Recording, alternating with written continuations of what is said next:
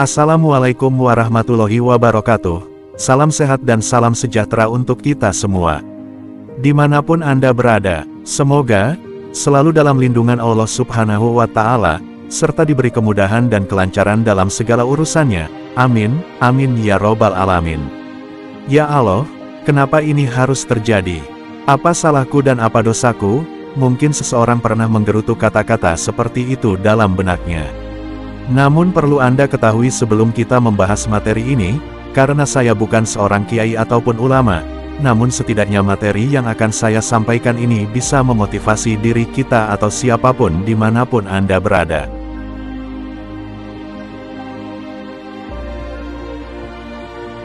Sebagian besar dari apa yang kita alami, tidak kita ketahui apa penyebabnya. Kadang suatu hal terjadi tanpa kita ketahui dari mana asalnya. Kita tidak tahu bagaimana ini bisa terjadi, seperti itu dan kita tidak tahu apa akibatnya. Manusia tidak bisa menentukan apa yang terjadi pada dirinya, walaupun kita sudah berusaha semaksimal mungkin untuk mengantisipasi segala kemungkinan, akan tetapi tetap saja yang terjadi kadang-kadang berada di luar kemampuan kita. Sebagai contoh, ada seorang anak lelaki yang baik. Ia rajin belajar dan berdoa karena ia sungguh-sungguh ingin mencapai masa depan yang baik untuk dia sendiri maupun untuk kedua orang tuanya.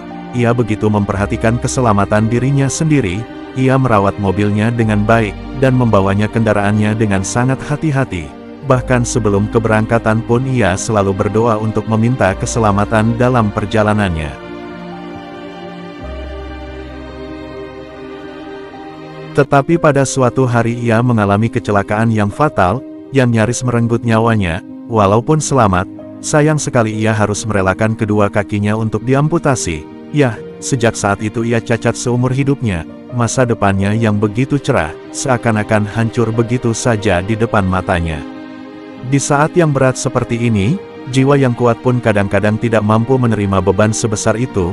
Lagi-lagi, hati akan bertanya-tanya, kenapa ini harus terjadi ya Allah, padahal aku punya niat yang baik, aku sudah berusaha dengan baik dan aku sudah berdoa kepadamu dengan baik, kenapa masih saja engkau timpahkan musibah ini kepadaku? Jika dipikir-pikir, anak itu memang benar, ia sudah berhati-hati dan ia sudah membawa mobilnya perlahan-lahan, ia selalu berdoa sebelum berangkat, tetapi kenapa masih saja ia mengalami kecelakaan? Ia sudah mengantisipasi semua hal akan tetapi kenapa tetap juga kena musibah? Dia sudah berbuat baik tetapi kenapa masih saja ditimpa kemalangan? Kenapa hal ini harus terjadi? Pertanyaan-pertanyaan seperti inilah yang selalu dilontarkan oleh orang-orang yang bingung, yang tidak mengerti kenapa sesuatu bisa terjadi pada dirinya. Adakah yang bisa menjawab ini? Mungkin Anda bisa bertanya kepada diri sendiri ribuan kali.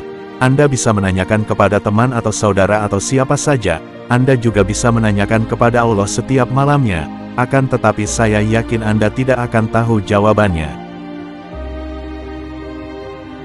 Mengapa aku ditimpa musibah seperti ini, sedangkan orang lain ditimpa musibah seperti itu?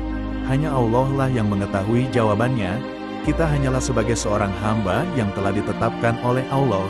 Mungkin ada yang berperan menjadi raja, ada pula yang menjadi sopir, menjadi orang alim, penjahat, dan sebagainya. Seiring dengan peran kita, Allah juga telah menyiapkan suatu cerita kehidupan untuk kita. Ada yang mendapat cerita kehidupan yang indah, dan ada pula yang mendapat cerita kehidupan yang buruk. Musibah seperti ini, ada pula yang seperti itu dan sebagainya. Pahamilah makna dari ayat berikut ini, yang artinya, katakanlah, sekiranya kamu berada di rumahmu, niscaya orang-orang yang telah ditakdirkan akan mati itu juga ke tempat mereka terbunuh. Dan Allah berbuat demikian, untuk menguji apa yang ada dalam dadamu, dan untuk membersihkan apa yang ada dalam hatimu.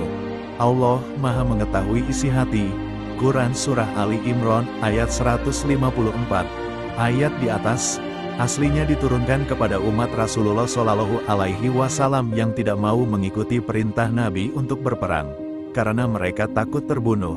Dan ayat tersebut menjelaskan bahwasanya sekalipun Anda tinggal di rumah saja, tetapi jika Anda telah ditakdirkan untuk mati, tetap saja, tidak ada satupun yang bisa menolaknya. Dan ketahuilah bahwa semua makhluk ciptaannya memiliki perannya masing-masing.